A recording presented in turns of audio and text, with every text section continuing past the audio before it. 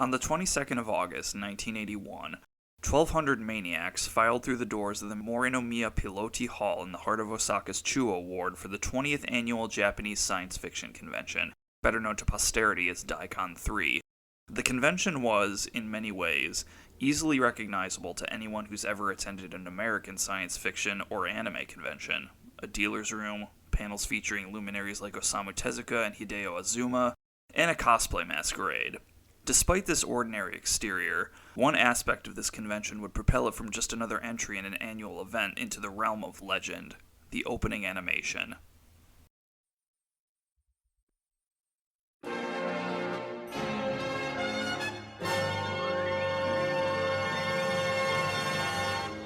It starts humbly enough. A little girl watches as a spaceship carrying the science patrol from the tokusatsu classic Ultraman lands nearby. The aliens approach the girl, requesting that she delivers a glass of water to Daicon. This seems like a straightforward task. However, the girl is stopped in her tracks by a dragon, who out of nowhere summons a powered suit from Starship Troopers. The two begin to battle, a battle that grows ever more insane as time goes on, with cameos from what seems like every notable franchise in science fiction. In the end, the girl is able to pour the water on a withered daikon radish, which causes it to transform into a massive spaceship. She boards the ship, beginning a journey to the farthest reaches of the universe. Now, the concept of a piece of animation to open a convention was not unique to Daicon 3. Plenty of conventions in both Japan and the US have done it, but most are ephemeral, designed to be forgotten as soon as the opening ceremonies conclude. But the Daicon 3 opening animation was different, and it was apparent to everyone in the convention center that day. For one, as a means to hype the attendees for the convention to come, it accomplished its goal almost too well, with its multitude of cameos and references. And these were not references in the Ready Player One sense, meant as a jaded cash grab or a cynical fan wank. This was obviously a labor of love by a group of hardcore fans channeling their passion into the medium of animation, and about that animation. Though obviously an amateur project, the quality of the animation itself almost rivaled that of professional work. Beyond simply being hardcore fans, those who worked in the Daicon 3 opening were artists of a caliber that comes around once, maybe twice in a generation. Their fame was immediate, but little did anybody know at the time that this group of artists would soon grow to become one of the most legendary animation studios in history.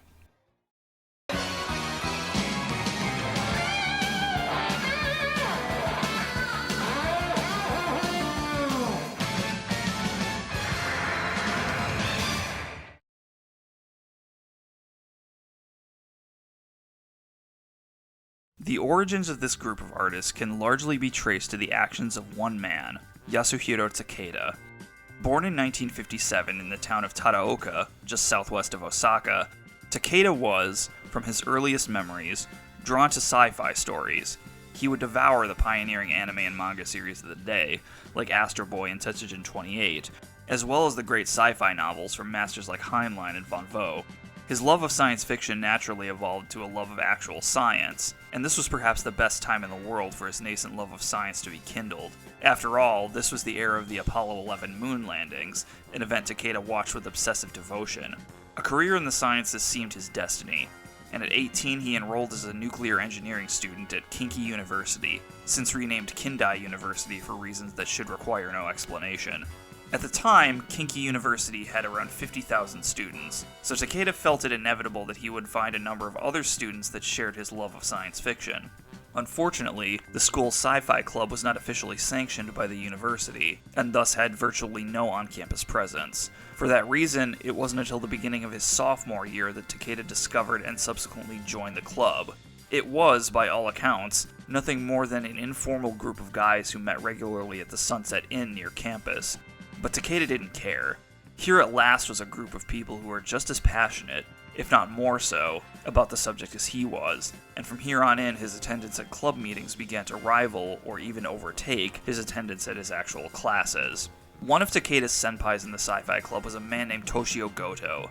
Aside from being a member of the Kinki University Club, Goto was also a member of the Seigun Society, a Kyoto-based amateur writers collective that boasts among its alumni Ryo Mizuno, creator of the popular Record of Lodoss War franchise. Goto was extremely well connected within fandom and seemed to have a natural knack for networking. and so one day decided to ask Takeda if he wanted to help establish a communications network for the various sci-fi clubs around the Kansai region. He accepted, and thus the Confederation of Kansai Student Sci-Fi Clubs was formed, with Takeda himself serving as the first Secretary General. It was through his role as the head of the Confederation that Takeda came to realize how many of his cohorts attended sci-fi conventions, and so, wanting to be a part of that crowd, spent his golden week in 1978 attending Setocon, a small local convention held in Kagawa Prefecture. By all accounts, the convention was a great time. Lots of sake to drink, big-name fans selling their fanzines, and of course, plenty of maniacs discussing their passions till the wee hours of the morning. At some point during the weekend, one of Takeda's friends he had met through the Confederation said that someone exactly like him had just started at his university, and that the two needed to meet ASAP. The new student in question was Toshio Okada, the man who, alongside Takeda, would become the most instrumental force in bringing together the Daicon 3 animation team. The two men were, in fact, very much alike. Like Takeda, Okada was a child of the late 50s, a native of Osaka, and from an early age passionate about science fiction. In fact, passionate may be too weak a word to describe Okada's attitude. For him, being a fan necessitated a deep emotional commitment, as opposed to simply enjoying something. As such, Okada enrolled at Osaka Electrocommunication University for the sole reason of joining the school's sci-fi club. You heard that right. He enrolled in university so that he could join a sci-fi club. And indeed, after his third day of classes, Okada joined the sci-fi club and, considering his mission accomplished, promptly stopped attending classes entirely. His obsessive nature was evident to Takeda from their first meeting, and in fact, Takeda admitted to being a bit weirded out by Okada at their first meeting. Despite this, the two became friends, and Takeda quickly set his sights on his next convention. And he wasn't about to do just another local con. He was committed to the big one, the Japanese Science Fiction Convention. As the name suggests, the Japanese Science Fiction Convention was, and still is, the major fan gathering of Japanese science fiction fandom. Running annually since 1962, the convention is modeled after Worldcon, the premier sci-fi con in the US.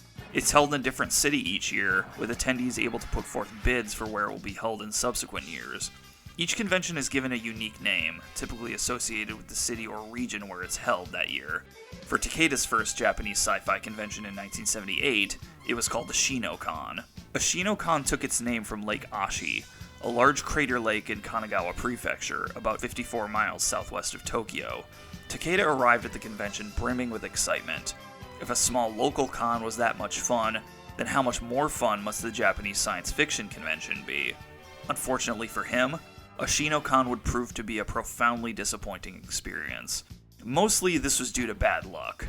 Typically, the Japanese science fiction convention is hosted in a big city, if not a metropolis like Osaka or Tokyo, then at the very least a major regional center like Nagoya. The region around Lake Ashi, by stark contrast, is remote and bucolic, mostly known for its multitude of hot springs, ryokan, and incredible views of Mount Fuji. It simply doesn't have the urban amenities typical of a large convention, and it's telling that the area has not hosted a Japanese science fiction convention outside of the inaugural Ashinocon. In addition, the organizers of Ashinocon were, according to Takeda, simply not good at their jobs. Save for a party at the end of the first night, there wasn't a whole lot of appealing stuff to do. It may sound like a contradiction in terms, but there was a glaring lack of sci-fi at this sci-fi con. Takeda, Okada, and the rest of the group from the Osaka Confederation basically had to make their own fun. They went sightseeing, they made an improvised costume of a Tuscan raider out of toilet paper, but the highlight came when, in the evening, Takeda and Okada began a marathon conversation that ended up lasting over 8 hours. Their passion transformed the conversation into something akin to an improvised theatrical performance, and soon enough, a crowd of people began forming around them to watch. In the absence of anything better to do, Takeda and Okada had inadvertently become the highlight of the convention. They were even invited, under the name the Kansai Entertainers, on stage at closing ceremonies, and would perform at other conventions under that name for a number of years. It was obvious to everyone that Takeda and Okada had stumbled upon something magical. This, combined with the utter disappointment of Ashinocon as a whole, led the Osaka Confederation to a brilliant idea. We could put on a better show than Ashinocon. And so, they began to plan to organize the Japanese Science Fiction Convention in Osaka. Back in Osaka, Takeda began work on a proposal to host the next Japanese sci-fi convention. and when finished, announced their bid proposal in Sci-Fi magazine. However, the group was immediately faced with an obstacle that proved insurmountable. They were contacted by an organization called the Japan Sci-Fi Fan Group Association Committee, or Fan Group Association for short. The group was comprised of members from sci-fi clubs across Japan, and by tradition, only clubs that received their approval could bid to host the Japanese sci-fi convention. In his excitement, Takeda completely overlooked this. In fact, he had not even heard of the group until they responded to their bid. As if that weren't enough, Nagoya had already been approved as the location for next year's con. Everything about their bid had turned into a disaster, and to save face, Takeda needed to do damage control as soon as possible. He traveled to Nagoya to meet with the organizers of the next convention, apologizing and withdrawing their bid without a fight. This put them back in the good graces of the fan community. However, their problems were far from over. Assuming their bid would go through, the Osaka Confederation had already reserved the convention space. Given the convention wasn't going to happen after all, they needed something else to do with it. They were out of ideas, until they were bailed out by another friend of Takeda's, Hiroyuki Inoue. Inoue was a representative of the Space Force Club, a major fan organization headed by noted sci-fi writer Masahiro Noda. Takeda had met him through Okada, who was a member of the Space Force Club's Osaka chapter. After hearing of their peril, Inoue suggested a brilliant idea. The Space Force Club hosted an annual convention called the Sci-Fi Show. It was already well established within fandom, so it was basically guaranteed to be well attended. Inoue's suggestion was for the Osaka Confederation to organize the 4th Sci-Fi Show themselves. Takeda jumped at the chance, and after meeting with Masahiro Noda in Tokyo, they were given his official blessing. The 4th Sci-Fi Show ended up being a resounding success, and a worthy replacement for the disappointment that was Ashinocon. Sci-Fi shows had developed a reputation for focusing on live entertainment that didn't take itself entirely seriously, and the Osaka Confederation thrived in that kind of environment. They organized magic shows, a sci-fi ballet, and of course, an appearance by the Kansai entertainers. Aside from being a blast for attendees and organizers alike, the convention introduced Takeda to more people who would become instrumental in the creation of the Daicon animation. The first was Takeshi Sawamura, a friend of Okada's from the Space Force Club. The son of a notable showbiz family, Sawamura impressed Takeda with his connections to the entertainment industry as well as his sheer drive. He would start his own sci-fi club for the sole purpose of joining the Osaka Confederation. The second was Studio Nue, an artist collective from Tokyo. Formed by 4 friends who shared a passion for science fiction, Nue was the first group of fans who had turned their hobby into a career. Their first professional job was for designs on the 1973 TV series Zero Tester, and in subsequent years the group made a name for themselves by working on what seems in retrospect every notable sci-fi anime of that decade, including Space Battleship Yamato, the Romantic Robot Trilogy, and Space Pirate Captain Harlock. But their most significant contribution to the anime industry, interestingly enough, ended up not coming from their work in anime at all. In 1977, Studio Nue artist Kazutaka Miyatake was commissioned to provide illustrations for Hayakawa Publishing's Japanese edition of the Robert Heinlein novel Starship Troopers. Among his illustrations was that for the Powered Suit, whose design became an instant classic and, according to most, directly established the aesthetic of the real robot genre that would come to dominate the next decade through shows like Mobile Suit Gundam and Armored Trooper Photoms. Needless to say, as fellow fans who had found astronomical success, the Osaka Confederation saw in Studio Nue a group of kindred spirits, and so reached out to them to assist in the costume contest, for which they graciously accepted. The success of the 4th Sci-Fi Show made its organizers even more determined to host the Japanese Sci-Fi Convention. In 1980, Takeda, Okada, and a few others attended the 38th Worldcon, No ReesCon 2, in Boston, with the express goal of taking their best ideas back to Japan. Afterwards, the group went through the official channels to formally bid to host the Japanese Science Fiction Convention in 1981, which was accepted. As for the name, Osaka had already established a tradition. The character O in Osaka can alternatively be read as Dai, so the conventions hosted in that city were called Daicon, punning after the Japanese radish. Because this was to be the 3rd Japanese science fiction convention hosted in Osaka, the convention was officially christened Daicon 3. Work on organizing Daicon 3 began almost immediately. Because they had years of experience hosting Sci-Fi Show, Inoue and the rest of the Space Force group provided valuable assistance, and due to their respective position in fandom, they were able to generate hype for the convention even at this early date. Despite this, the organizers of Daicon 3 quickly ran into a labor shortage. Many of the volunteers who organized the Sci-Fi Show were not interested in jumping into this big of a commitment so quickly, and thus didn't commit to organizing Daicon 3. The group needed to find replacements fast, especially considering their ambitions for the convention's opening film. For Sci-Fi Show, they simply repurposed scenes from Moonwalk 1, a documentary about the Apollo 11 mission. But for Daicon 3, the goal was to create something original. It was Okada who brought in the initial spark. A friend of his, Tatsuto Nagayama, apparently knew a couple guys from the Osaka University of Arts who were talented animators. The guys in question were Hiroyuki Yamaga and Hideaki Anno. Born in 1962, Yamaga knew from an early age that he was going to be famous. In fact, he once told a neighbor from his hometown of Niigata that someday, the Hiroyuki Yamaga Memorial Hall would be built on the lot where her house currently stands. As for Anno, he was 2 years younger than Yamaga, and hailed from the city of Ube in Yamaguchi Prefecture. Much like Takeda and Okada, Anno was an obsessive fan whose hobbies got in the way of his studies. He devoted himself to drawing from early childhood, and in high school became fiercely interested in the art of filmmaking, purchasing an 8mm camera and forming an amateur film production collective with some of his friends. It was Anno's preternatural talent that most struck Takeda. Asked to demonstrate his artistic skill, Anno animated a flipbook of a powered suit without giving it a second thought. That more than anything else convinced Takeda that a short animation was the only way forward for the opening. Having made the decision, Yamaga decided to bring another friend of theirs, Takami Akai, to assist in the project. Those three, Anno, Yamaga, and Akai, would become the three main animators to work on the opening. Not being artistically inclined, Takeda and Okada settled into more hands-off roles. Their staff assembled, production on the Daicon 3 opening animation officially began. Now, despite the insane amount of passion and talent of everyone on staff, nobody had any real experience producing anime before.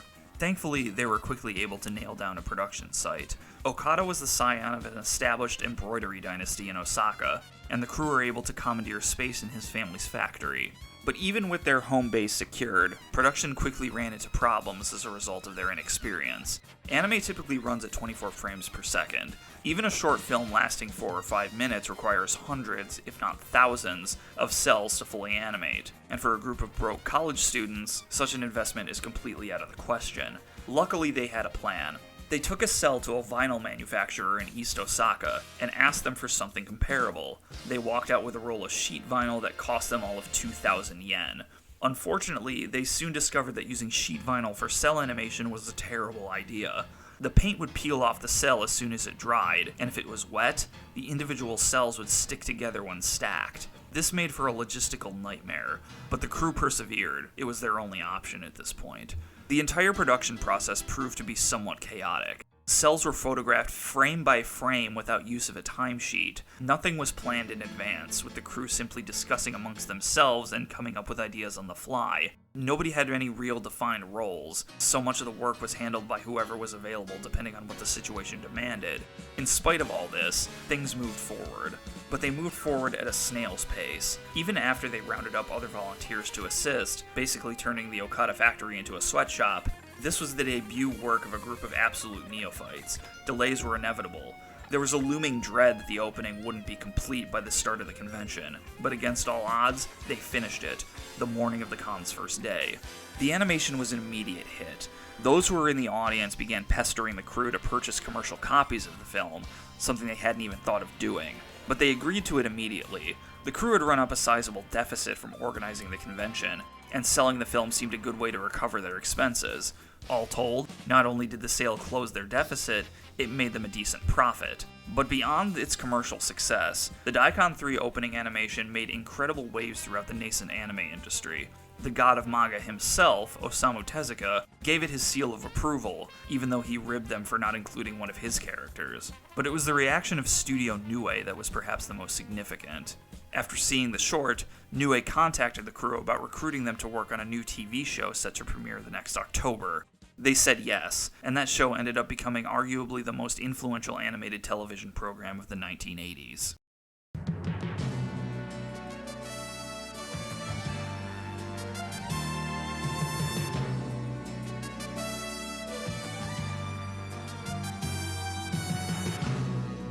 Superdimensional Fortress Macross was a bona fide phenomenon.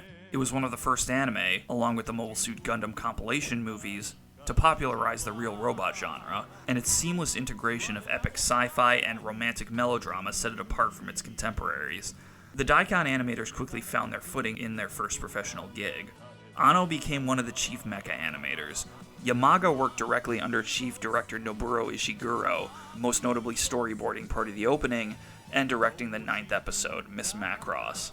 Akai ended up leaving shortly after production began. He was a character animator, and Macross already had a brilliant character designer in Haruhiko Mikimoto. Though he didn't stay long, he recommended a friend from his school days, Mahiro Maeda, to join the production in his stead, with Maeda himself bringing another friend, Yoshiyuki Sadamoto, to assist him. Meanwhile, back in Osaka, Okada had come up with a brilliant idea to capitalize on the success and momentum of Daicon 3.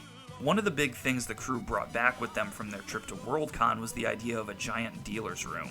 They convinced commercial vendors to sell every kind of merchandise under the sun. They got a sci-fi club to demonstrate Star Trek games on their then new NEC PC-8801 computers, and the convention itself sold official merchandise, including resin kits, all made by hand. Demand for their merchandise skyrocketed. This, plus the success of the sales of the opening animation, convinced Okada that they could have a very lucrative career in the merchandising and retail sectors. He asked Takeda to assist him. Because he was going through a period of lethargy at the time, he agreed, if only because he had nothing better to occupy his time. And so, on Valentine's Day of 1982, General Products, Japan's first ever sci-fi specialty store, opened its doors in Osaka. The store's name was taken from Ringworld, the 1970 sci-fi novel by Larry Niven. Niven himself actually sent them a message of support after it opened. Like most anything else they were doing at the time, General Products was more successful than they could have imagined. 200 people waited in line before the doors opened, and by midday, their entire stock was completely sold out. What was it about General Products that led it to be such a runaway success? Aside from selling their unique merchandise as they had done at Daicon 3, Okada and Takeda courted companies for permission to sell officially licensed merchandise of their properties. Neither man had any previous experience in retail, licensing, manufacturing, or business in general. The most they had done was organize a couple sci-fi cons, but their lack of experience didn't hinder their success. They were able to court huge companies like Toho and Tsuburaya, as well as famous illustrators like Kazutaka Miyatake. Once their licenses were secured, just as they had done at Daicon, the staff crafted almost every piece of merchandise they sold by hand, using part-timers from the sci-fi clubs as labor. All this success didn't cause the crew to rest on their laurels. Riding in the afterglow of General Products' opening, some of the sci-fi club members suggested they host another Japanese sci-fi convention, but after Daicon 3, hosting just another Japanese sci-fi convention wasn't going to cut it anymore. They were going to host the greatest convention in the history of Japanese sci-fi fandom. The name of the convention, of course, was to be Daicon 4. Because the 1982 Japanese sci-fi convention had already been committed to Tokyo, the crew set their sights for 1983, and set up an executive committee to plan the event in earnest. In order to put together, as they called it, the greatest convention in Japan, the Daicon crew aimed for an attendance of 4,000, because that's how many people could fill the Osaka Keiseininken Hall. To put on a show of this size, it was estimated that they needed about 200 staff and volunteers, way more than they currently had. Putting on a few more local conventions would be one way to source more talent, but nobody was too keen on doing that. Instead, they came up with a much more creative solution: start an independent film company. As over the top as this sounds, creating independent films was perhaps the best way to solve their staffing shortage. The crew would be able to establish relationships as a team in the process of putting together a creative project, and what's more, the completed films could be used as promotional material for their events. The idea was a popular one, and so the same day the Daicon 4 Executive Committee was formed, the crew also formed Daicon Film. Using some of the capital from General Products, the Daicon Film crew got to work. Okada, Anno, Akai, and Sawamura met regularly to hammer out ideas. Meanwhile, any customer of General Products that showed interest in what they were doing were brought into the fold. Soon enough, they had a legitimate production system in place. The first film they completed was Kaiketsu no Tenki, a parody of the 1977 tokusatsu series Kaiketsu Zubat, which Okada was a big fan of. Though creating a full-blown tokusatsu parody seems like it would be over the heads of an amateur collective, like everything else they did, they blew it out of the park. Daicon Film were avowed tokusatsu fans, and much of the staff were science majors of some kind, so the practical problems of creating explosions and other special effects were solved almost immediately.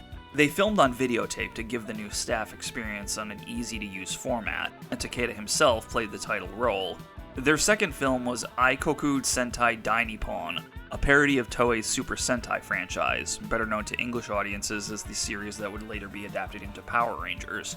Filming took place across Osaka, and because of how elaborate the production was, the Daicon film crew ended up becoming local celebrities, with young students and local residents cheering them on. Like the Daicon 3 opening, Dainippon was shot on 8mm, and for the theme song, they parodied the theme of the 1981 Sentai series Sun Vulcan, and according to Takeda, some fans to this day know their lyrics better than the official ones. The third, and by far the most elaborate film to date, was The Return of Ultraman, which was, of course, based on Tsuburaya's legendary Ultraman franchise. The project was Anno's brainchild. As a student, he had already produced 2 Ultraman fan films, the second of which ended with Ultraman going to space. The Return of Ultraman was a sequel to those fan films, centering around Ultraman returning to Earth. Anno himself both played Ultraman and directed the film. Of Daicon Film's 3 original productions, this was by far the most acclaimed, and it eventually received a professional DVD release with the full backing of Tsuburaya. In all, Daicon Film accomplished every goal they were formed to do. With new members joining the fold and their names spreading far and wide in the Japanese sci-fi community, the group was finally ready to put on the greatest sci-fi convention in Japan. For Daicon 4, the staff had not only planned on bringing back everything that made Daicon 3 a success, they also planned to fill the convention hall with live events. For that, they organized a carpentry team to build stage settings in a nondescript Osaka warehouse. But more than anything, the crew realized that they needed to make another opening animation, one that would somehow surpass even that of Daicon 3. And that's exactly what they set out to do. Anno and Yamaga actually left their professional jobs at Macross to work on the Daicon 4 opening.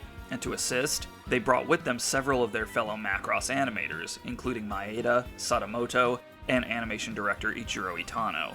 Though ostensibly an amateur fan work, the Daicon 4 opening was, in many ways, a professional production as well. If the production on the Daicon 3 opening could be described as a metaphorical sweatshop, then the production on the Daicon 4 opening was a literal sweatshop. Work was headquartered in a warehouse near Osaka Castle. The building had no air conditioning and would be locked every night at 9 p.m. Because their schedule didn't afford them the luxury of leaving that early, much of the staff actually spent the night in that warehouse. Takeda described the production as a nightmare, and like Daicon 3, it actually didn't wrap up until the day the convention began. But in the end, their hard work was worth it. On August 20th, 1983, at Osaka Kosenenkan Hall, the 22nd Japanese Science Fiction Convention, Daicon 4, officially began. Just as they wanted, 4,000 people passed through the doors during the weekend. And that opening animation would go on to propel the name of Daicon 4 from a mere sci-fi convention to a byword for what fandom was capable of.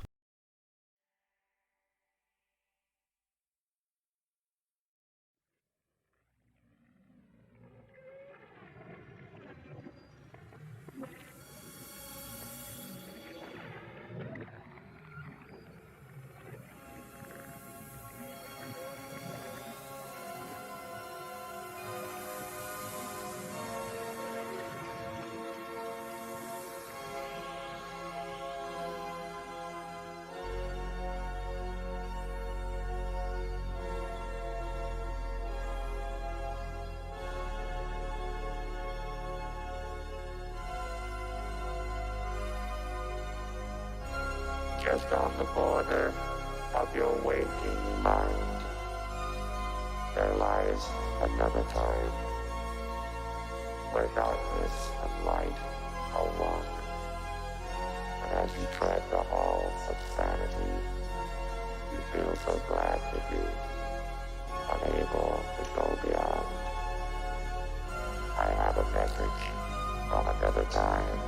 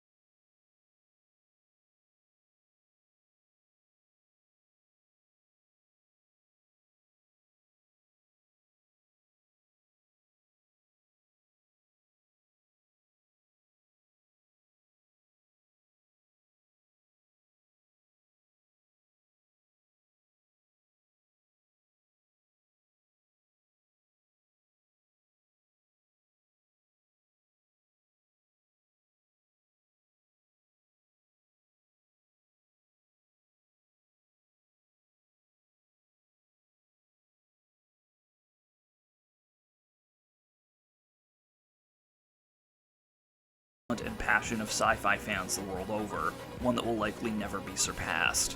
If there was ever any doubt that this group of fans was destined for greatness, the premiere of that film shattered it. The Daicon crew had nowhere to go but up. They were going to take over the world.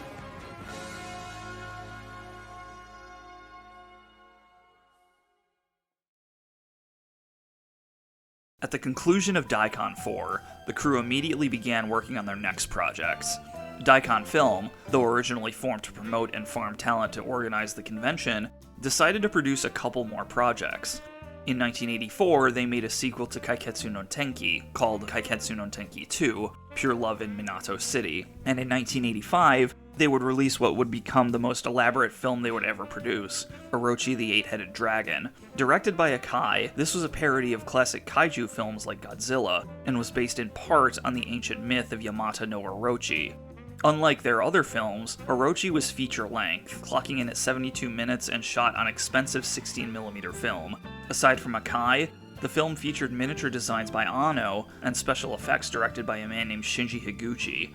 Higuchi was someone Anno met at the premiere of The Return of Ultraman in 1983, who had recently made his professional debut as a modeler on Toho's Return of Godzilla. Orochi was Higuchi's biggest project thus far, and his success on that film catapulted him to a career in the special effects industry that continues to this day. Outside of Daicon Film, General Products also found continued success. One of the signature products the company sold were high-end resin models commonly referred to as garage kits. Though they didn't invent them, General Products not only popularized garage kits, but were the first outfit to seek and receive official licenses for them. From their success sprung a number of similar outfits seeking to cash in on the market they basically created. Far from being threatened by this competition, General Products brought these rival organizations together and decided to plan an event where they could more easily sell their wares to fans. From this birthed the idea of Wonderfest, a semi-annual garage kit vendor show that continues to run to this day. As for the animation team, it was obvious that of all of them, Anno was by far the most talented, and he immediately began to seek out more professional work in Tokyo. He was quickly hired by Hayao Miyazaki as an animator on his upcoming film, Nausicaa of the Valley of Wind. The two men hit it off, with Miyazaki even gifting him a moped to help him get around Tokyo. Anno's most significant contribution to the film was the famous God Warrior sequence, still considered a triumph of traditional animation techniques. That same year, he also worked as an animator on the Macross movie, Do You Remember Love, which released in theaters just 4 months after Nausicaa. Back in Osaka, Okada and Yamaga began to embark on their most ambitious project yet. After 2 successful short films, the two thought it was time to develop a professional animated work, and so, using 2 million yen from General Products as startup capital, the two began pre-production on what was to become their first feature-length animated film. The first thing the two men needed to do was to find someone with some experience in the anime industry. Though they were beyond successful in creating the Daicon shorts, this did not translate into knowing the intricacies of professional film production. Thankfully, they knew someone who could assist them, their old friend Hiroyuki Inoue. Since his time helping to organize Daicon 3, Inoue had become a professional producer who is currently working at Tezuka Productions. He agreed to come aboard.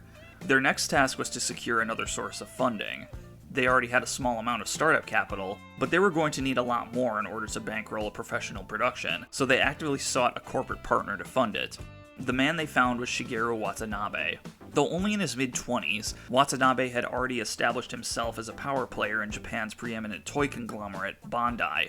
He had already helped to run Popey, as well as the Real Hobby line. As such, he was a main point of contact for General Products when looking to sell or license Bandai's properties. Since 1983, he had been the head of Emotion, Bandai's home video line, and in that role, oversaw the release of Mamoru Oshii's Dalos, the first anime OVA ever made. OVA, or Original Video Animation, refers to anime released direct-to-video. This was a revolutionary method of content delivery made possible by the continued adoption of the VCR. Anime fans, who saw the VCR as an easy way to obsessively collect and preserve their favorite shows, were early adopters of the technology. Dalos proved that anime released direct-to-video could be successful, and Watanabe must have seen Okada and Yamaga, who were themselves successful home video entrepreneurs in their sale of the Daicon 3 opening, as another obvious opportunity for success. As such, Watanabe gave the two men the chance to pitch a project, and in April of 1984, they delivered their proposal, which they called Project Intentions, a new wave in a time of lost collaborative illusions. This was, in many ways, much more than a simple project proposal. It was basically a manifesto of Okada and Yamaga's views on what anime is capable of that remains a progressive and relevant document to this day. From its inception, they argued, animation had been limited by market pressures. Though ostensibly limited only by the imagination of the animators, the medium was, in the words of critic Ryusuke Hikawa, being constricted to focus on telling stories about animals singing and dancing because that's what sold. This observation will obviously conjure images of Disney and other American animation, but this was true even in Japan. The earliest products of the modern anime industry were the films of Toei Animation, which were made to be the Japanese analogs to Disney, or the TV shows of Tezuka's Mushi Productions, which were similarly aimed at a children's audience. It wasn't until the 1970s, with productions like the first Lupin the Third TV series, Space Battleship Yamato, and Mobile Suit Gundam, that Japanese animation began to make inroads in breaking that stereotype. But even those shows weren't enough for several reasons. For one, all those shows were not initially successful, only becoming hits years after being taken off the air. Second, even when those shows did become more successful, that only led to the animation industry coalescing around a new set of market pressures. Now, in addition to animals singing and dancing, anime was also dominated by cute girls and giant robots. This is not to say that anime featuring cute girls and giant robots were bad. Shows like Mobile Suit Gundam could have sophisticated, politically driven plots and serious character drama, and of course Yamaga himself had been a key animator and director on Macross, the show that more than any other embodied those two characteristics. Even so, anime fans, if they are serious anime fans, should be interested in the potential of the medium as a whole, and by focusing so heavily on cute girls and giant robots, anime was catering to the superficial desires of fans at the expense of everything else. To Okada and Yamaga, this was actually dangerous. To them, Japan's modern prosperity had given people the opportunity to more easily live in their own personal space, but a side effect of this was that it caused people to become more insular, losing their connections and retreating into their own personal desires at the expense of everything else. For anime fans, this meant retreating into even cuter girls or even cooler giant robots. What's more, the sheer amount of information being disseminated through the advent of modern technology brought about a sense of overwhelming anxiety. Old social paradigms had dissolved, and even if one were to retreat into fiction for comfort, the incalculable amount of content at one's fingertips did not give any one show or movie the chance to stick in anyone's mind. On the surface, fans may have been satisfied indulging their interest in cute girls and giant robots, but in their proposal, Okada and Yamaga essentially called their bluff. What modern fans really wanted, they argued, were works that would allow them to deal with reality in a healthier and more positive way. Their film was to be a work that would do that, and it would accomplish that goal in the most creative way possible. Animation as a medium is well suited to world building. Again, the stories it's able to tell are limited only by the imagination of its animators. But anime, up to that point, had used that potential primarily for what could best be described as fetishistic depictions of technology. Think, for instance, of the intricately detailed instrument panels in shows like Space Pirate Captain Harlock or Space Battleship Yamato. While this is certainly impressive, and again, Okada and Yamaga were both huge fans of both these shows, this fetishizing of technology just served to better alienate the audience from the world around them. Better instead to use that potential to construct a world of wonder, to show the audience that everything around them, even those things they may think mundane, is actually more incredible than they may have believed. And so they designed a parallel world, different from our Earth but recognizable enough. A world dominated by two great powers, the Kingdom of Honneamise and its rival, the Republic. These two great nations find themselves in the midst of a tense reignition of their rivalry, and as the two rush ever closer to war, the kingdom decides to send a man into space. Watanabe took their proposal to Mamoru Oshii, who he was in the habit of asking opinions on potential new projects Emotion was considering. Oshii was impressed, and so in September of 1984, Watanabe had arranged a meeting with himself, Okada, Yamaga, and Bandai president Makoto Yamashita. Despite the extreme heterodoxy of their proposal, it had, in fact, not once mentioned the names of any of its characters. Yamashita was impressed. An oft-repeated quote suggests he told them, "I'm not sure what any of this is, but not being sure of what any of this is exactly why I like it." Their film, entitled Royal Space Force, would receive approval on one condition. They first needed to make a pilot film so they could test the success of the final product. Needless to say, the pilot was a success. Even Hayao Miyazaki gave it his seal of approval, and Yamashita approved the creation of the full-length film. With the crew now transformed into a professional animation studio, they needed to incorporate a company to manage the funds and resources necessary to complete the project. But what would the company be called? It was Akai who provided the winning suggestion. He was a native of Yonago, a city in Tottori Prefecture, and there was a word he knew for big that was unique to their local dialect: Gaina. This resonated with everyone, but someone suggested, to make it sound more like a giant robot, that they add an X to the end. Thus, on Christmas Eve 1984, Takeda filed the Articles of Incorporation for the studio that would create Royal Space Force, Gainax. Now, although their proposal for Royal Space Force was indescribably ambitious, Okada and Yamaga were restrained in one respect. They were only looking to make a single 30-minute OVA. This seemed to make sense to everyone. After all, this was a very unorthodox project made by a first-time studio, helmed by a producer who had cut his teeth in the OVA market. As it turned out, the project appeared at the right place at the right time. Japan was in the midst of its bubble economy, and Bandai had been looking to expand into actual feature film production. So when he approved the film, Yamashita also expanded the scope of the project. Instead of a 30-minute OVA with a 40 million yen budget as was originally suggested, Royal Space Force became a 2-hour feature film with an 800 million yen budget, transforming it into what basically became a European art film with the budget of a Marvel movie. And that's not an exaggeration. 800 million yen was the highest budget for any film in the history of the anime industry up to that point. This was an unprecedented move, one that caught Gainax completely off guard. Their original studio space, located in the Takada-no-Baba neighborhood of Tokyo, was suddenly far too small to accommodate its expanded scope, and so a few months later were forced to move to a much larger space in Kichijoji. Soon, the main creative staff were in place. Okada would produce and Yamaga direct, with Anno as animation director and Sadamoto as character designer. For being in charge of such a colossally expensive project, it's incredible that this staff were all, by and large, in their mid-20s. Even the grizzled old veteran among them, art director Hiromasa Ogura, was only 32 at the time of its completion. Yamaga, though ostensibly the man in charge, did not run the production like a dictator. For one thing, he had 2 co-directors, Shinji Higuchi and Shoichi Masuo, assisting him. What's more, though he challenged his animators to design things that were different in order to give his world that wondrous aura he was searching for, he always kept an open mind and took suggestions of others when they were brought to him. And so, with Gainax firmly established at their new base in Kichijoji, Royal Space Force began to take shape. But at the same time, executives at Bandai were struggling with a new problem: figuring out how the film was going to make money. Now, Bandai obviously had faith in Gainax's project. They wouldn't have greenlit it otherwise. That being said, they're a business, so they somehow had to find a way to recoup their investment. But with an 800 million yen budget, they were going to have to appeal to a huge swath of Japanese fans to have even the slightest hope of making that happen. This is why, of the 800 million yen allocated for the film, 440 million of that, a whopping 55%, was set aside for marketing. But the prospect of marketing this film was far from straightforward.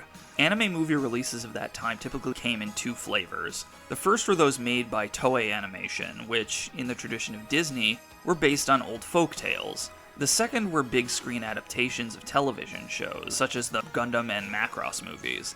Any film made outside of those paradigms was exceedingly rare. By Yamaga's estimate, only 9 had ever been made. Bandai was going to have to break the mold if they were able to market it successfully. The company they hired for marketing was Toei Promotion, a subsidiary of the legendary film conglomerate Toho. In Toei's eyes, the closest hit anime movie to Royal Space Force could be compared to was Nausicaa. The 2 films were in fact nothing alike, but because they had nothing else to work with, they chose to use Nausicaa as their point of reference, differences be damned. The first major change suggested was the name. Royal Space Force, Bandai and Toei reasoned, was not an attractive title. It was suggested by All Nippon Airlines, another of the film's sponsors, that the word Wings should be included. Additionally, because Nausicaa's full title was Nausicaa of the Valley of Wind, it was further suggested the full title be The Something of Something, to better evoke Miyazaki's film. In the end, the two suggestions were combined, with the new title being The Wings of Riqinni, Riqinni being the name of the main female character. Without thinking, Watanabe gave the okay for the name change. When Okada found out about this, he was furious. Renaming the film The Rings of Riqinni would give the audience the impression that the story would be centered on her, when in fact it wasn't. As a compromise, Riqinni's name was removed, replaced with Honneamise, the kingdom the film is set in, leaving the film's full title as Royal Space Force: The Wings of Honneamise. This was far from the only chaotic attempt to make the film more marketable. It was later suggested to cut the runtime to 80 minutes, to streamline the complexity and to allow for additional theatrical showings. Though Okada admitted such a strategy could perhaps bring in greater box office returns, there was simply no way to cut any content from the 2-hour script they had already written. In the end, the 2-hour film came out unscathed, but this was more than could be said for Watanabe, who found himself caught in Okada's crosshairs as he unloaded his frustrations. Okada later regretted how he acted, but at the time it was too little too late. Watanabe would be so scarred from the experience that he left the industry for a year. Meanwhile, Bandai and Toho would continue to market the film in ways that invoked Nausicaa, even if this meant alluding to things in the film that didn't exist. Among the many examples, they suggested a giant stone monolith that features so prominently in the film's landscape is somehow imbued with otherworldly powers. The two main characters were implied to have a telepathic bond with one another. And most egregiously, they commissioned Sadamoto to draw test images of a giant bug terrorizing the world. Of course, no such scene is even hinted at in the final product, the bug in question only briefly appearing as a pet owned by a side character. Even with all these marketing strategies, Bandai and Toho were still not finished. If they wanted this film to be big, they reasoned, they would need to create international buzz. And so, they proceeded to transform the Wings of Honneamise into Star Quest. Anyone who's been an anime fan for longer than, say, 5 minutes, knows that English dubs of the 1980s were, with very few exceptions, profoundly awful. This was the standard of quality fans could expect to hear throughout that decade. Geronimo! Sherlock, how did you get here? I jumped. Here, sir. You look like you must be starved to death. Here's some hot soup my mother made. Soup! Don't be a fool! The reasons for this dearth of quality are numerous. What we know as the American anime industry, meaning anime releases with quality on par with those of the Japanese and marketed to anime fans, simply did not exist in the 1980s. Most anime was marketed to kids, either through TV syndication or released straight to video by companies putting out the VHS equivalent of shovelware. Scripts were edited and rewritten wholesale to make the product more appealing to American audiences, which generally meant erasing any trace of its Japanese origin and editing its content to conform to American standards and practices. Star Quest, the English dub produced for the Wings of Honneamise, falls squarely into this tradition, and in fact it's among the most notorious examples of that tradition. Even today, it's considered among the worst anime dubs in history, which is an incredible feat considering it has never received a home video release and has been shown, to the best of anyone's knowledge, exactly one time. But that one time has become perhaps the clearest piece of evidence that, as Lord Byron once wrote, the truth is sometimes stranger than fiction.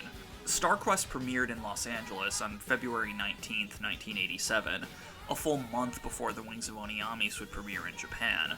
This, interestingly enough, makes the movie the first Japanese film in history to have its premiere held outside of Japan. The location of the premiere was, as unbelievable as it sounds, Grauman's Chinese Theater, perhaps the most famous and illustrious movie house in LA. And make no mistake, this was a full-fledged Hollywood-style premiere. Figures from the Japanese and American film industries were in attendance, celebrities such as actor Michael Biehn and illustrator Sid Mead were invited to give the film credibility in the global sci-fi community, and NTV, Japan's first commercial television broadcaster, was flown out to provide news coverage. Though the premiere itself may have been glamorous, the product being premiered was, by all accounts, a complete disaster. In the tradition of 80s anime dubs, names were changed, character motivations were rewritten, the acting was hokey. It was, in many ways, a completely different film. According to Rob Fenelon, a big-name fan from Boston who was invited to the premiere, Okada and some of the other Gainax staffers were being fed a translation of the English dub by pioneering manga translator Torrin Smith. As Okada realized just how much they had desecrated their film, he sank into his chair in horror. Unfortunately, discussion of the specifics of the StarQuest dub is hindered by the fact that it is currently considered to be lost media. As stated previously, it has never been shown after its infamous LA premiere, and for a long time it was thought that no footage of the dub existed in private hands until Anime News Network included the introductory scene in a supplementary video for Mike Toole's column, The Mike Toole Show, in November of 2014. It's not known how ANN obtained the footage, or if any more exists, but what little we have provides valuable insight into how this dub actually sounded. For the sake of those watching, I'm going to show the clip in Cornpone Flick's style How They Lido vision. Simply meaning, you're going to hear the StarQuest dub with subtitles taken from the officially translated American DVD release appearing at the bottom of the screen so you can instantly compare the two versions. Here it is. They say there are universes within universes, but the planet that I live on, Ia, it's just a speck on the hind end of the entire galaxy. My name is Randy. Randy Wilson. And I'm still not sure that all this isn't a dream. Even as a kid, for me, fantasy and reality sometimes overlap, and at the weirdest times. But it was a time of war. A war which seemed to be lasting a lifetime of lifetimes. And yet this war was the single most affecting series of events that I would ever experience. The threat existed of destroying this planet altogether. This was hardly the time or place for a boy with dreams of flying, or being an astronaut. To be able to soar like a bird and suspend yourself from all the evil and wrongdoings of this mortal planet. And neither the ghosts of soldiers and generals and admirals could keep these warbirds from their heavenly skies. Just the wind and the clouds awaiting your magical ascent into that infinity of space and endless horizons. Flying. If only they'd let me fly. As you can see, it's not good at all. The voice actor for Randy is whiny to the point of being distracting, and the changes made to the script are so numerous that it would take an entire video in itself to address them all. Only 2 other scenes from StarQuest have appeared online, in the form of a script comparison supplied by Torrin Smith from issue 2 of Animezine, and those 2 scenes confirm what the introduction has already shown us. The existence of StarQuest raises 2 major questions. Who is responsible, and why was it made? To start with the first, though the trigger was pulled by Bandai and Toa, according to both Torrin Smith and Dark Horse manga editor Carl Horn, the actual dub was created by a company called Go East Productions and directed by a man named Bud Donnelly. Go East Productions is somewhat of a mystery. According to Horn, they had previously done some work on My Little Pony, but doing a Google search for Go East Productions and My Little Pony only brings up 3 results, and all 3 are about StarQuest. As for Donnelly, someone by that name has an IMDb page crediting him with writing films like Cinderella 2000 and Sunset Cove, but StarQuest is not listed. It's unknown if this is an oversight due to StarQuest's obscurity, or if this is even the same Bud Donnelly. Regardless, according to Fenelon, who spoke to Donnelly at the premiere, he quickly came to realize how special the original script of the film was, and pleaded with the executives at Go East for more time to do it justice. Unfortunately, his bosses were unsympathetic, only caring about finishing the dub quickly and in the cartoony style most Americans would be used to. The final product was the result of this inability to compromise. As to why it was made, that may be the most fascinating part of this entire story. Calling StarQuest one of the worst anime dubs of all time is somewhat misleading, as that gives the impression that the dub was made for American audiences. In fact, the entire reason for StarQuest's existence, the lavish premiere, the dub, everything else, it was all to drum up excitement for the Wings of Honneamise's real premiere in Japan a month later. In the minds of Bandai and Toa, when fans saw how elaborate StarQuest's premiere was, they would be unable to resist seeing the film when it released in Japan. As crazy as it sounds, the dub of StarQuest could have been recorded in Klingon and it wouldn't have mattered one bit. It was never about the dub itself, it was about the hype surrounding it. If all this sounds insane, like something that could never actually help Bandai recoup their investment, then you'd be right, as the Wings of Honneamise did not recoup its production budget at all. The film has gone down in history as one of anime's biggest box office bombs. In some ways, this is accurate. The movie didn't break even until September of 1994, 7.5 years after its initial release. But in other ways, the story's not that simple. It received wide acclaim from both critics and fans. The film actually ranked number 8 in the popular anime magazine Animage's 1987 Anime Grand Prix Awards. Moreover, no theater that screened it ever canceled its run, and some theaters actually expanded it. In all, the film grossed $340 million at the box office, which is only $20 million short of recouping its actual production costs when not taking marketing into account. In a grand sense of irony, the only reason why The Wings of Honneamise became as big of a flop as it did was because of its inflated marketing budget. In the end, though, none of the production or marketing issues mattered. The Wings of Honneamise has gone on to be considered one of the most beloved anime films ever made, with some considering it to be one of the greatest films of all time, animated or otherwise. That being the case, it's worth taking a look at just what it is that makes the film so special. Earlier in this video, I described The Wings of Honneamise as something akin to a European art film with the budget of a Marvel movie. I realize now this description may be a bit misleading.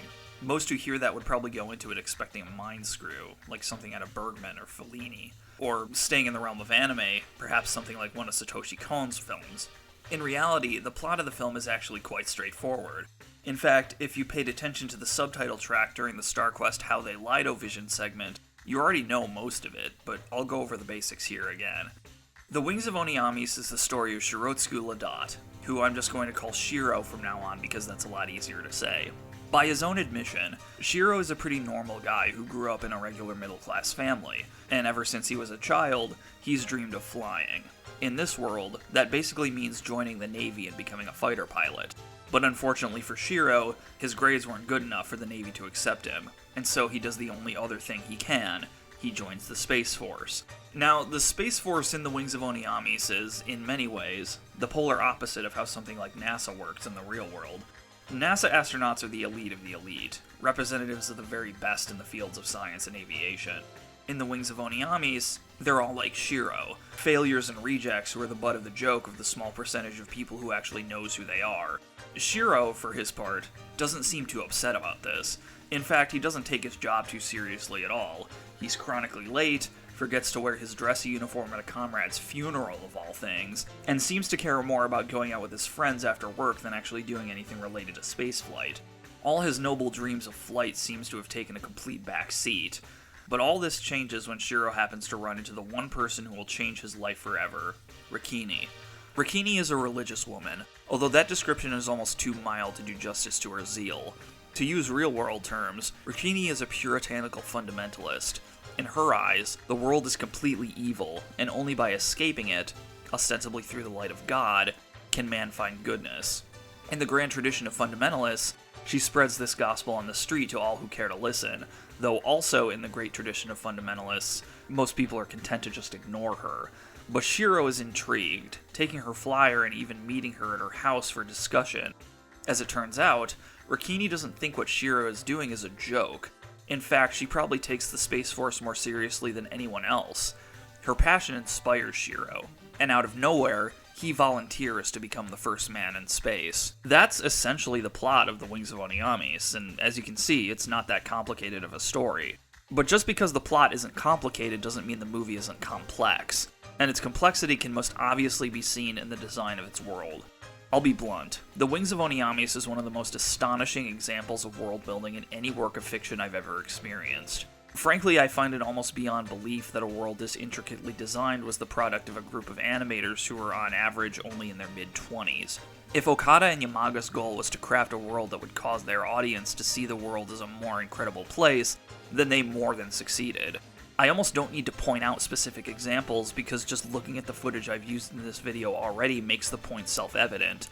But it needs to be emphasized, no item in this world, no matter how small, was overlooked in its unique design. From the money rods, to those drinks that are broken and thrown into an open flame, to the one thing that everyone seems to gravitate towards, the triangular spoons, there's a logic to how everything functions, no matter how foreign to our sensibilities they may strike us initially.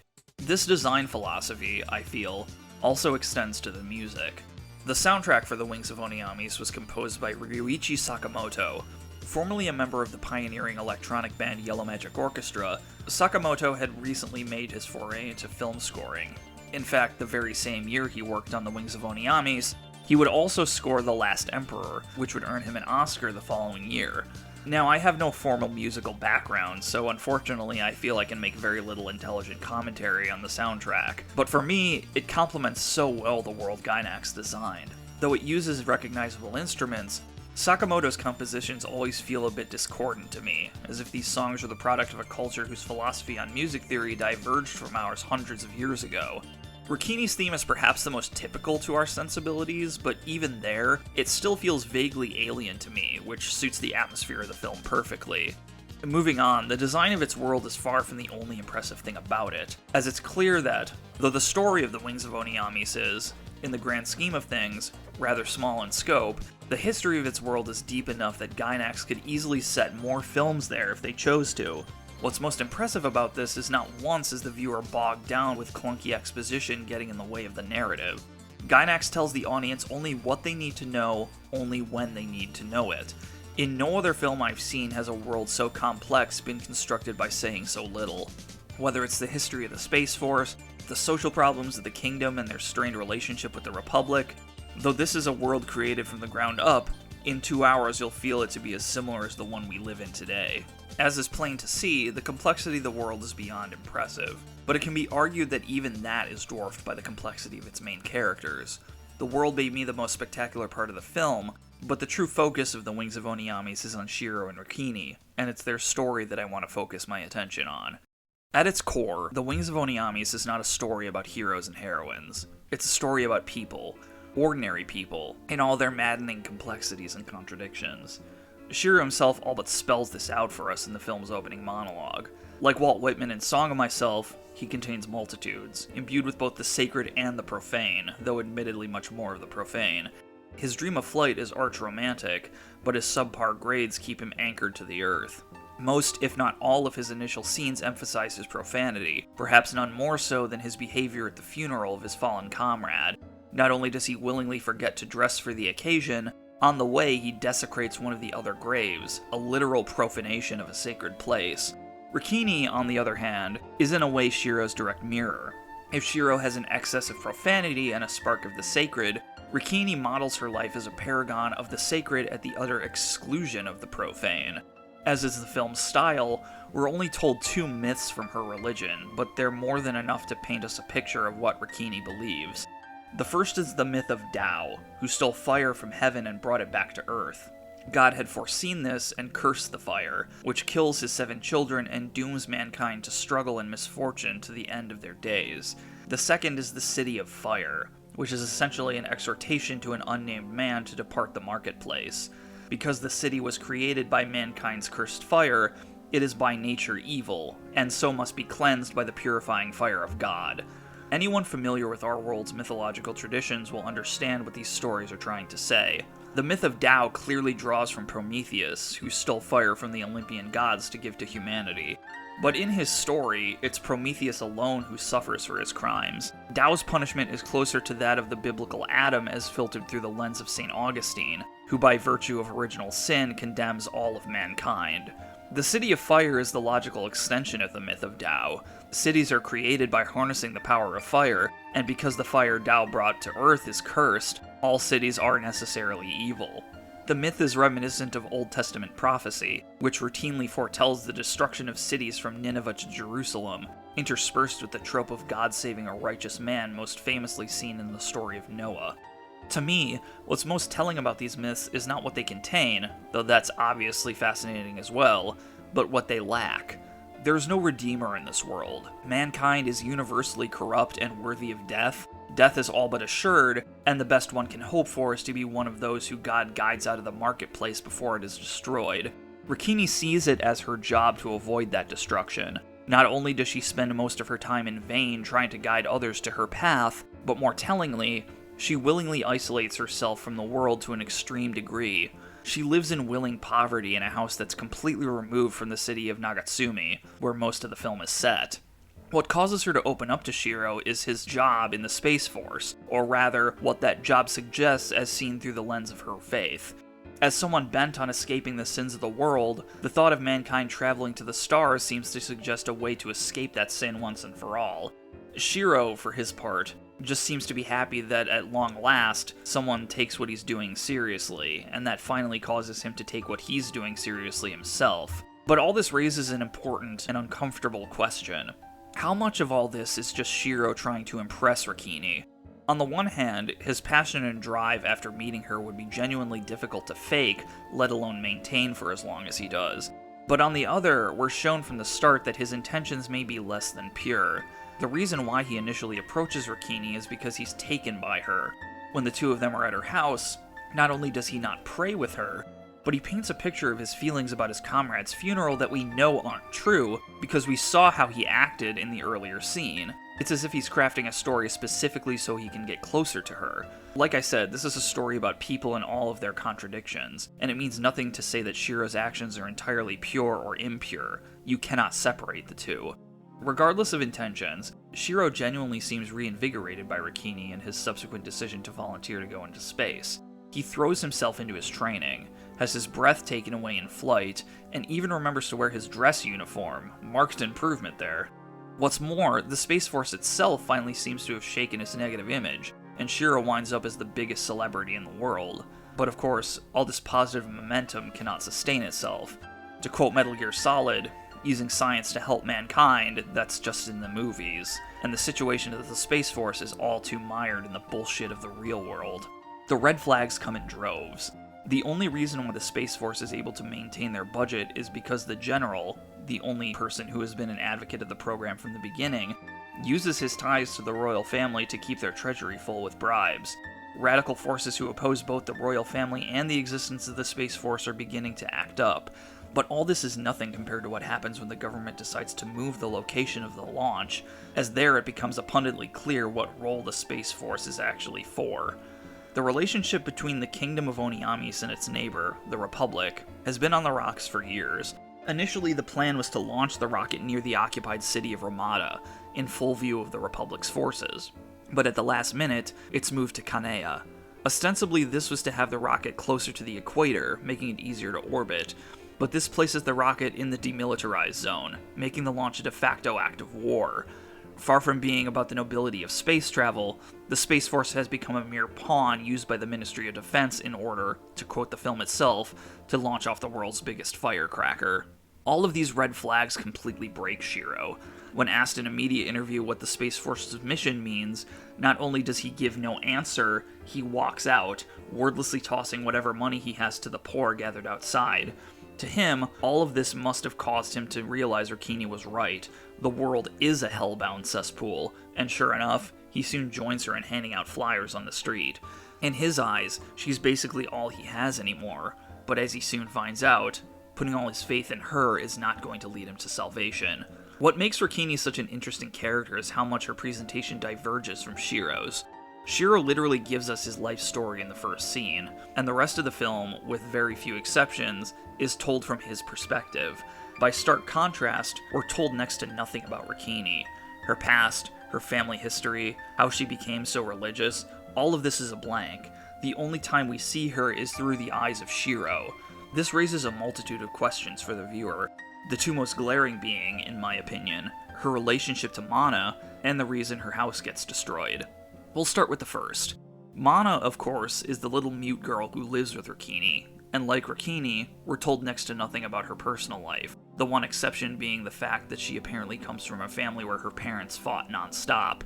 This could be the reason why she never speaks, because of the trauma resulting from her family life, but that's pure speculation, and regardless, that doesn't touch on the reason why she's in Riqinni's charge in the first place. If we're just going by character designs, the two look far too different to be related. Assuming that's true, how did this young woman, who herself lives in abject poverty, come to be the guardian of this preteen girl? As for the second, in an earlier scene, Riqinni admits the power company shut off her electricity, ostensibly for not being able to pay her bill. But later, that same power company completely bulldozes her house, leaving the two of them homeless. Shiro is dumbfounded, and Riqinni tells him that the house technically belonged to her aunt, and that aunt owed people money. This response doesn't satisfy Shiro, and it shouldn't satisfy the viewer either. I get that the world of Honneamise is not the same as our world, but it's close enough, and in our world, power companies can't just bulldoze someone's house even if they've fallen delinquent on their payments.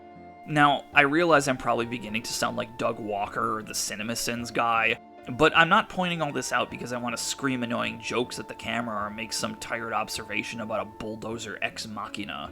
Ultimately, the answers to the questions are far less important than the questions themselves. The mere fact that we have to ask them at all shows how profoundly disturbing Riqinni's life has become. No one who has lived a peaceful, uneventful life would have to deal with any of this. One can only speculate, given the absence of any hard evidence, but it seems to me that Riqinni's religiosity comes as a result of a lifetime of being beaten down by the world. She probably believes the world is an evil place deserving of destruction by fire because that's the only world she's ever known. This negative view of the world, I think, plays into her extreme passivity. I've yet to touch on this, but Riqinni is passive to a fault. To use a biblical analogy, she takes the concept of turning the other cheek about as seriously as anyone who's ever lived. This is most evident in her reactions to the power company. When her power is shut off, she looks forward to living by candlelight, and when they destroy her house, she doesn't retaliate, instead deciding to move into a nearby church where she believes Mana will make more friends. I understand the virtue in being resilient in the face of hardship, but this is so far beyond that. The movie seems to suggest that more and more bad things could happen to her and she would still refuse to do anything to raise herself up. And why would she? That would mean trying to find help from the evil world. The only one who has the power to do anything is God, and so she continues to pray and pin her hopes onto Shiro, the man who will lead mankind away from the world she hates so much. So this is where we are. A woman who sees the world as irredeemably evil and the one friend she has is less of a person and more of a pipeline to her deity, and a man seemingly incapable of finding any deeper meaning to his mission on his own, who's pinned all of it on a woman who ultimately cannot provide that meaning because his mission is not really her concern. The collapse of their relationship is a foregone conclusion.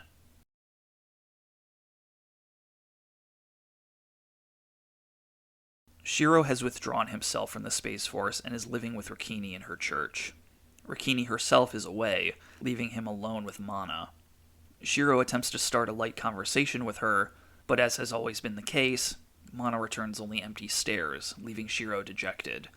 Later on, when Riqinni has returned, he sees her taking off her shoes, and in the process, sees a large amount of money fall to the floor. Afterwards, he completely withdraws, laying down and listening to her pray, asserting the eventual foregone wickedness of all men's deeds, and taking solace only in God and in prayer. Shiro listens in silence, staring at her legs. Eventually, Riqinni gets up and begins to change out of her clothes behind a covering. Wordlessly, Shiro follows, grabbing her and pinning her to the ground. Riqinni struggles in vain as Shiro continues to pin her down. Soon, Shiro sees the fear in her eyes and is paralyzed at the sight. Taking the opportunity, Riqinni grabs a candlestick and rams it into the side of his head. Shiro is knocked out. The next morning, Shiro apologizes, but Riqinni appears more concerned about having hurt him instead of being angry about what he did. The conversation ends with Shiro dumbfounded. So, this scene is, to put it mildly, incredibly controversial, so much so that it often drowns out all other conversation about the film.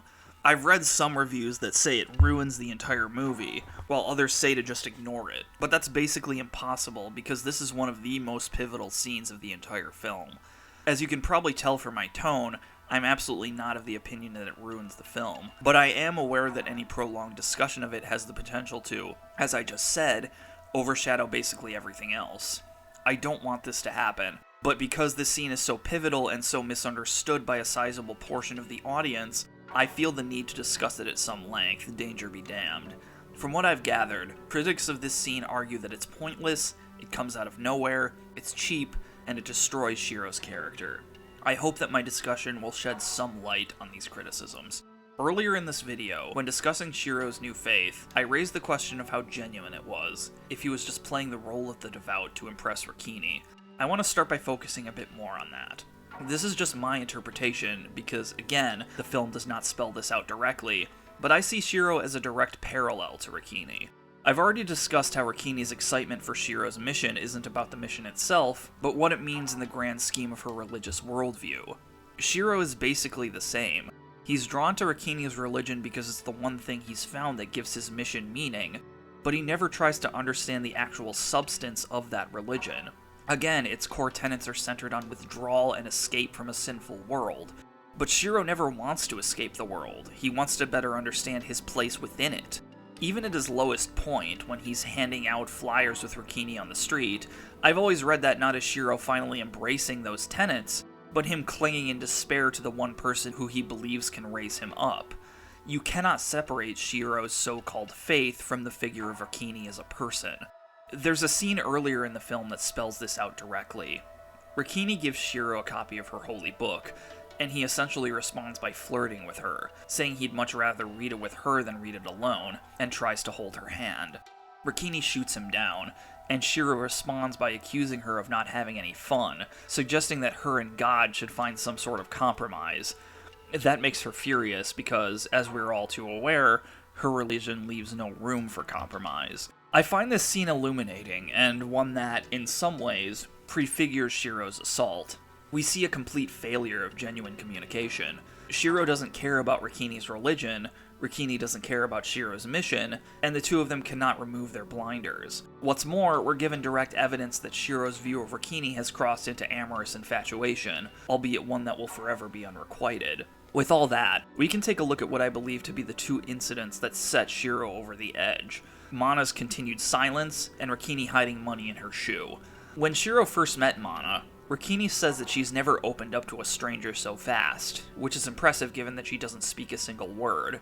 Shiro, to his credit, seems to want a genuine relationship with the girl. That's why he tries to start a conversation in the first place. But once again, he's given only silence in return. Riqinni may think this is being open, but it's clear that Shiro doesn't share her view. Though Riqinni isn't in this scene, I've always read this as Shiro beginning to realize that he hasn't made any real progress in their relationship, and will never make that progress. Mana's cold stare haunts Shiro in this scene and the next, a chilling reminder of that failure. Which brings us to the money falling out of Riqinni's shoe. This is also highly misunderstood. A not insignificant number of people have interpreted it to mean that Riqinni is working as a prostitute on the side, but Yamaga says in the film's commentary track that this isn't true. I for one am inclined to agree with him. At no other point does the film even hint that this could be the case. It seems so completely at variance with Riqinni's adamant refusal of all things worldly, and to be frank, I find it a bit questionable that when people see money fall out of a woman's shoe, their first instinct is to believe that she must have gotten it from whoring herself, instead of maybe working in the field as a farm laborer or something. But really, where she got the money is far less important than the mere fact that she's hoarding it. Remember, this is a woman who is, by her own choice, living in complete squalor, and even though she has some money, she doesn't seem to be using it to change her circumstances to any significant degree. Remember, we earlier saw that she didn't pay her electric bill, which inadvertently led to her house getting bulldozed.